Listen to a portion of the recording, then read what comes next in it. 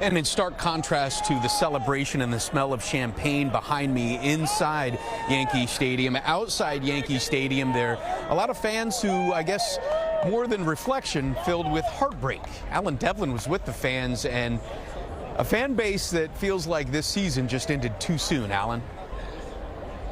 Yeah, Steve, I think we all had a lot more fun last night. There is no champagne out here, I can promise you that.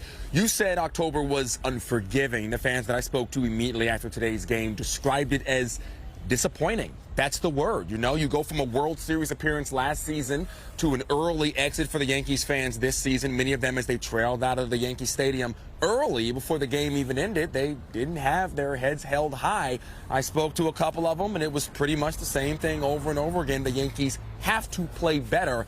Here's a little bit of what they had to say. It's really a very upsetting loss. You know, we had an amazing season. You know, we had the odds stacked against us, and we couldn't pull it together, and that's not the Yankees' luck, and it's not the Yankees' way.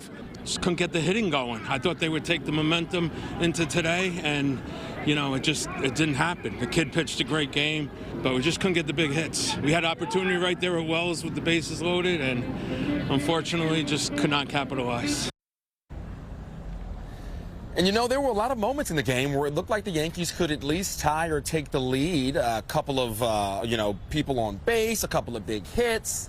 But those errors, they caught up, and the fans were really hoping for something magic to happen, maybe that 3 comeback. But, no, like you said, Steve, it ended tonight. And KJ, all eyes are on next season at this hour. It's going to be a long off season, but something needs to change for the Yankees here. We'll see if they can get it done.